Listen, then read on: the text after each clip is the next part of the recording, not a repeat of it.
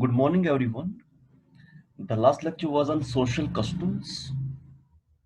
In that lecture, we have discussed about the concept of social customs, meaning of social customs, nature of social customs, and when these customs migrate from one place to another, means there we have discussed about the concept of migration. We have discussed about diaspora communities,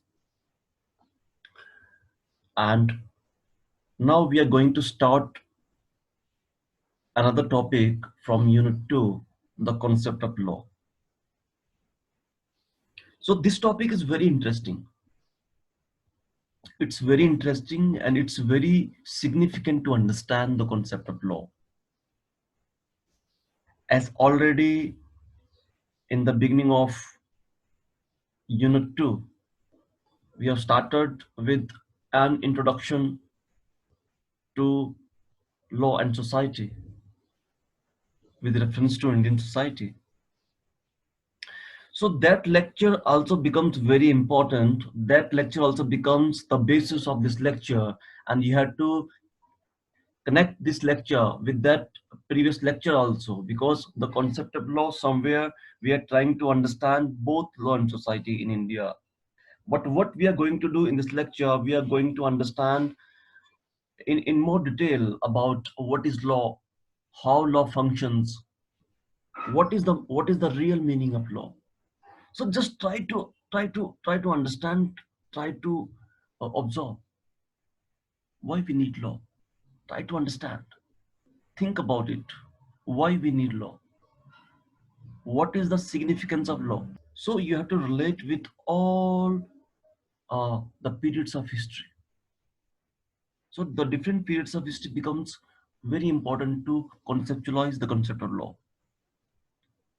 So when we try to understand law from macro approach or macro perspective, then we are trying to understand law as a social institution.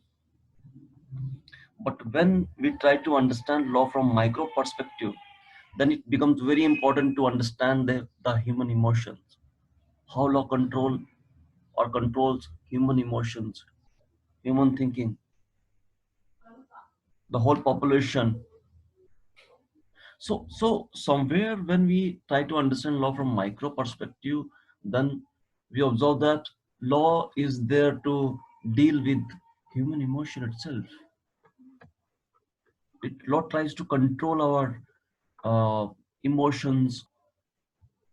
So law tries to make this society or this world more objective in nature,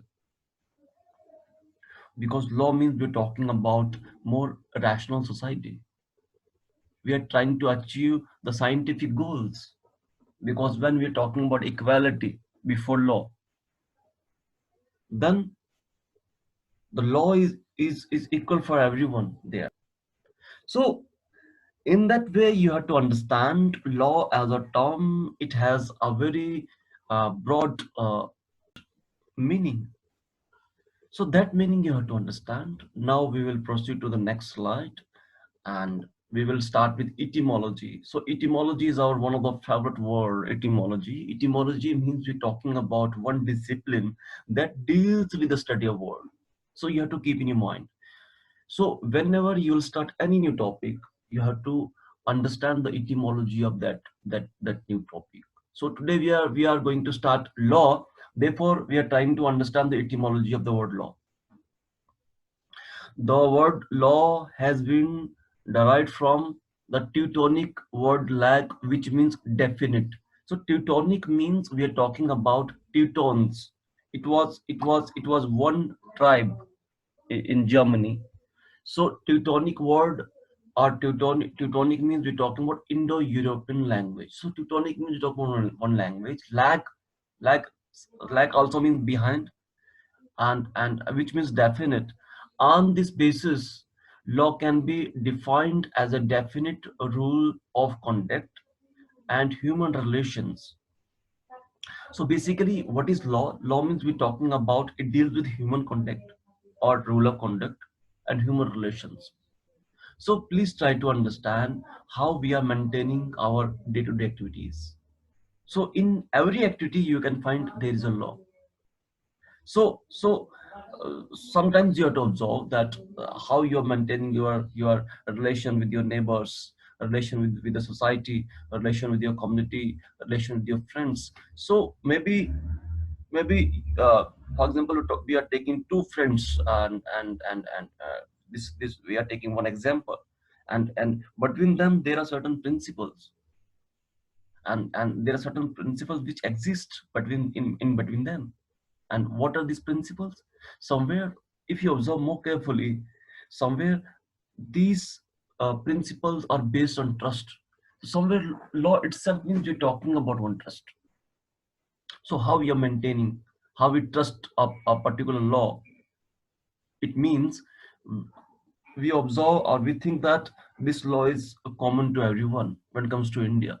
It also means uh, a uniform rule of conduct which is applicable equally to all the people of the state. So it's equally applicable to all the people. Law prescribes and regulates general condition of human activity in the state. So, my dear students, what you have to remember here, and what you have to keep in your mind, law means we are talking about uh, rules and regulations, but at the same time, we're talking about human relations, how law maintains human relations, and how law treats everybody equally. So that becomes very important. That becomes very important to understand the nature of the significance of law. So that gives law a different connotation or different orientation to understand.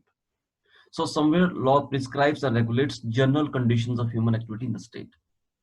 So that is very important. Its law helps in regulation also, regulation of life. So now come to the meaning of law.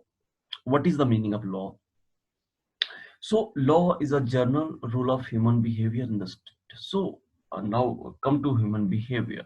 So it's all about understanding. It's all about dealing with the human behavior. So if you look at different people, they have different set of human behavior, different set of thinkings. So we need a very uniform, a very kind of objective oriented society. So there we need a kind of law where uh, um, we need to treat everybody equally. So aliens living in the territory of the state are also bound by the laws of the state. So everything which is a part of the state comes under the laws of the state. So state always acts through law. Law are made and enforced by the government of the state. So what are the different concepts that becomes very important or interrelated with law? Number one, state, and number two, government. So you have to keep in your mind whenever you will be discussing about law, you have to relate it with government or the state. State means talking about India or a particular region, you can say. Sovereignty of the state is the basis of law and its binding character. The word sovereign implies that India is neither a dependency nor a dominion of any other nation, but an independent state. There is no authority above it, and it is free to conduct its own affairs. Though in 1949 India declared the continuation of her full membership of the Commonwealth of Nations and accepted the British Crown as the head of the Commonwealth, this extra constitutional declaration does not affect India's sovereignty in any manner. Further, India's membership of the United Nations organizations also in no way constitutes a limitation or unsovereignty. Being a sound state, India can neither acquire a foreign territory or cede a part of its territory in the favor of foreign state. So this is a very important concept to understand. The sovereignty of the state is the basis of law and its binding character. So law is backed by the coercive power of the state. Violations of laws are always punished. So please remember that the state has certain powers. Our state can impose any restrictions on anybody if he violates the laws of the state. So there are certain sanctions, there are certain punishments, and these all comes under the law. So punishments are also prescribed by law. So punishments are there which are prescribed by law. So law means a defined, explained rules and regulations. So when it comes to punishments, there are certain punishments, there are many punishments. Please go through IPC. The courts settle or disputes among the people on the basis of law. So if you look at court, it can be Supreme Court, it can be high courts, it can be subordinate courts. So the court try to settle all the disputes among the people on the basis of law. Legally, law is a command of the sovereign. In contemporary times, laws are made by the representative of the people who constitute the legislature of the state. Laws are backed by on public opinion and public good. So it becomes very important to understand the representatives. Representatives means I'm talking about MLAs, member of Legislative Assembly, and MP. MP means member of Parliament. So these representatives or the role of these members becomes very important when it comes to the formation or the amendment of any law. So let's discuss about the definitions of law. Definitions consider uh, definitions are very important to understand the concept of law. And now we will start with Earing. Earing defines law as the form of the guarantee of the conditions of life of society assured by states power of constraint. So please remember that what is law? Law means law gives us a guarantee of life of society assured by states power of constraint. So that is very important to understand. Number two is Dughit. Law is essentially and exclusively a social fact. So please remember, Dughit, according to Dughit, means law is a very important social fact. Social fact means which is external constraint and coercive. So everything is a social fact. Please read Durkheim's Social Fact. Austin, 1885, Lectures on Jurisprudence defines law as a command from the sovereign person or body in the political society to a member or members of society. This is a very important way of understanding. So, sovereign person means if you look at all the positions, for example, President of India, Prime Minister of India, and all the uh, minister portfolios, or the governors of the state, or the chief ministers, these are all are sovereign portfolios, and and in the political society means we are talking about a democratic society where we have elections and where we are electing people, and we are and on the basis of that they are forming the government, and after then they are guiding the entire society on the basis of law. So jurisprudence lecture by Austin becomes very important to understand the relationship between uh, the representatives and the society and the law. So Holland is another fourth scholar. A law is a general rule of external behavior enforced by a sovereign political authority. Sovereign political authority means government. We're talking about government. A law is a general rule of external behavior. So how we are behaving or how we are behaving in our society, and how law influences our mind, our behavior. So this is very important to understand when we are talking about Holland. So what is the nature, scope, and significance of law? Maintain the social relations. Social relation means we're talking about the relationship between different institutions. Different institution means I'm talking about uh, political institution. I'm talking about various social institutions like family, marriage, kinship, or religion. So how different social institutions they are maintaining their relationships, at the same time how individuals who are part of different institutions or different religions, how they are maintaining their relationship with each other. So maintain the law and order. So maintain the law means we have rules and regulation, how we are maintaining these rules and regulation. Social control means how law controls the society. So Justice Brandeis remark, a lawyer who has not studied economics, sociology is very apt to become a public enemy. So it's very important for a lawyer to have a good understanding of the social science, to have a good understanding of the society in which we live. So it becomes a responsibility to understand the concept of society before understanding the technical terminologies of law. So before coming to the technical terminologies of law, we should understand more deeply about the nature of our society. The purpose of law is to provide peace, protection, and security. So, very right, to the people and to ensure conditions for their all-round development. Law also provides protection to the rights and freedom of the people. So it is very important to remember. Please remember peace, protection, security to the people. Now come to the characteristics. Number one is law is the body of rules. So there are different rules and regulations that you can find. Law means we're talking about codified, which is written. So there are defined different rules and regulation. It guides human conduct in society and is a means of social control. Of course, it guides human behavior. Law is imposed by authority. Of course, we have state that impose yeah, that helps us to understand the concept of law. So law is also a legal system as a part of society. So law means we're talking about one social institution.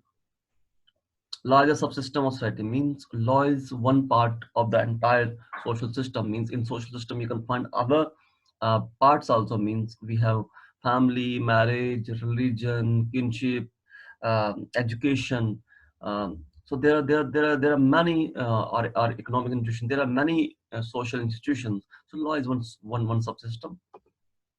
Law brings social change. Of course, law brings social change. For example, uh, for example, look at the history of caste system in India. In 1955, the government of India brought one legislations on untouchability. The Untouchability Offence Act has been passed in the 1955. In that act, the government of India, they abolished the untouchable or the untouchability in India, or the practice led to untouchability. Law maintains the social order. Law helps in the maintenance of social order. So this is also one of the most important characteristics. Functions of law. So number one, social control. Social control means how state controls the complex or the complexity of the people, of how state controls the society. Social order means how law maintains the relationship between different social institutions. Social Social means it's one rule which we have to understand, which we have to think about.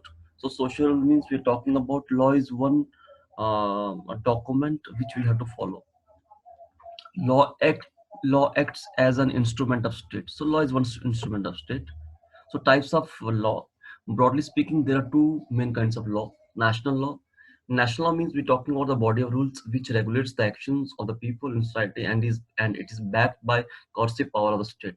So if when it comes to national law only, so there can be certain punishment, very coercive nature and very rigidness sometimes. But when it comes to international law, means we're talking about International Court of Justice, the body of rules which guides and directs the behavior of the states in international relations. It is backed by their willingness and consent that the states obey rules of international law. It is a law among nations and is not backed by any coercive power. So International Court of Justice means where different nations they participate. So so there the court they have to uh,